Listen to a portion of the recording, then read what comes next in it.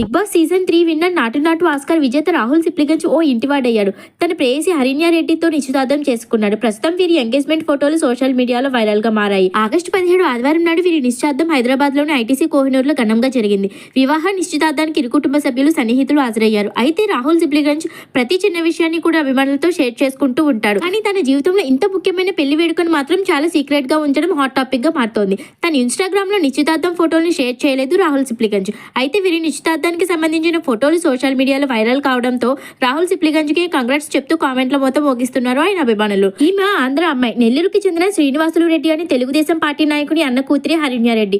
ప్రస్తుతం హరిణ్యారెడ్డి పెదనాన్న కూడా చైర్మన్ గా ఏపీ రాజకీయాల్లో యాక్టివ్ గా ఉన్నారు. రాహుల్ సిప్లిగంజ్ పక్క తెలంగాణ అబ్బాయి కాగా అతనికి కాబోయే భార్య ఆంధ్ర అమ్మాయి. అయితే ఈమె హైదరాబాద్ యూసఫ్ కూడా సెయింట్ మేరీస్ కాలేజ్ లో మాస్ కమ్యూనికేషన్ చేసింది. అనంతరం Bigg Boss production company Endemol Shine లో ఇండియాలో ప్రోగ్రామ్ ప్రొడ్యూసర్ గాను పనిచేసింది. అంతేకాదు రాహుల్ ప్రైవేట్ ఆల్బమ్ సాంగ్స్ కి గాను నిర్మాతగా ఉంది హరిణ్యారెడ్డి.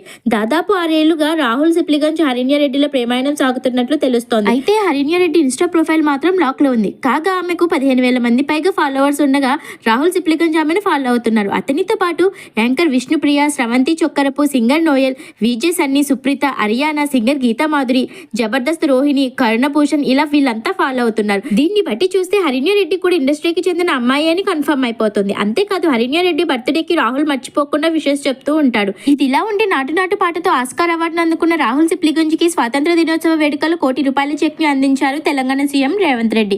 2023లో రాహుల్ సిప్లిగంజ్ పాడిన పాటకి ఆస్కార్ రావడంతో అప్పటికి ప్రతిపక్ష నేతగా ఉన్న రేవంత్ రెడ్డి తాము అధికారంలోకి వస్తే ₹1 కోటి బహుమతిని ఇస్తామని ప్రకటించారు. అనంతరం అప్పట్లో 10 లక్షల చెక్ ని కూడా ఇచ్చారు. అనంతరం గద్దర్ అవార్డు కార్యక్రమంలో కూడా రాహుల్ సిప్లిగంజ్ కి ₹1 కోటి చెక్ ని గురించి ప్రస్తావించి ఇచ్చిన మాట ప్రకారం ఆగస్టు 15 శుక్రవారం నాడు గోల్కొండ కోటలో జరిగిన స్వాతంత్ర దినోత్సవ వేడుకల్లో ₹1 కోటి చెక్ ని అందించారు రేవంత్ రెడ్డి. అయితే శుక్రవారం నాడు ₹1 కోటి చెక్ అందుకోగా ఆదివారం నాడు రెడ్డి గారి అమ్మాయితో నిశ్చితార్థం జరిపించుకున్నాడు రాహుల్ సిప్లిగంజ్.